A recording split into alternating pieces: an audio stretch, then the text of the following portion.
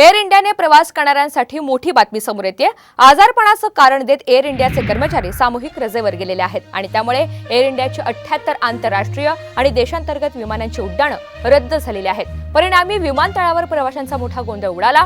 Air India आणि air India एक्सप्रेसचं विलीनीकरण होणार आहे, त्याचमुळे आपली नोकरी धोक्यात आली आहे अशी भावना दोन्ही एअरलाइन्सच्या वैमानिक आणि केबिन क्रूने व्यक्त केली आहे आणि त्याचमुळे सर्व कर्मचारी विरोध करत असून सामूहिक रजेवर गेल्याचं कळतंय। दरम्यान मुंबई विमानतळावरून याचा सविस्तर आढावा घेतलेला आहे आमचे प्रतिनिधी सचिन गडदे यांनी। हवाई प्रवास वाहतूक करणाऱ्या एअर इंडिया आणि एअर इंडिया एक्सप्रेसच्या ज्येष्ठ वैमानिक आणि केबिन क्रू कर्मचाऱ्यांनी काल रात्री अचानक संप पुकारला। या संपाचा परिणाम जो आहे तो विमान वाहतूक सेवेवरती झालेला आहे। दिल्ली विमानतळावरून साधारणपणे 80 पेक्षा अधिक विमानसेवा ज्या आहेत त्या रद्द करण्यात आलेल्या आहेत। देशांतर्गत किंवा देशाबाहेर जाणाऱ्या ह्या विमानसेवा रद्द करण्यात आलेल्या आहेत।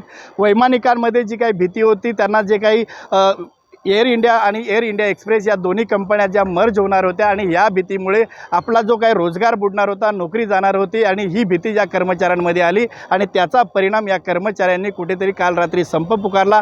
आजारी असल्याचं कारण सांगत हा संप पुकारला आणि यानंतर दिल्ली विमानतळावरून बाहेर जाणाऱ्या देशांतर्गत किंवा देशाबाहेर जाणाऱ्या साधारणपणे 80 पेक्षाही अधिक विमानसेवा ज्या आहेत त्या रद्द केलेल्या आहेत आणि याचा परिणाम या विमानांनी प्रवास करणाऱ्या प्रवाशांवरती झालेला आहे। मात्र याचा फटका जो आहे मुंबई विमानतळावर बसल्याचं पाहायला मिळत नाही। मात्र जर दिल्लीतील केबिन क्रू किंवा वैमानिकांनी पुकारलेला जो संप आहे तो संप जर मिटला नाही तर मात्र मुंबईत देखील वैमानिक किंवा केबिन क्रू जे आहेत ते संप पुकारू शकतात आणि याचा परिणाम वैमानिक वाहतूक सेवेवरती देखील होऊ शकतो। कॅमेरा पर्सन महेंद्र स्वामी, संजय गडदे, साम टीव्ही न्यूज, मुंबई।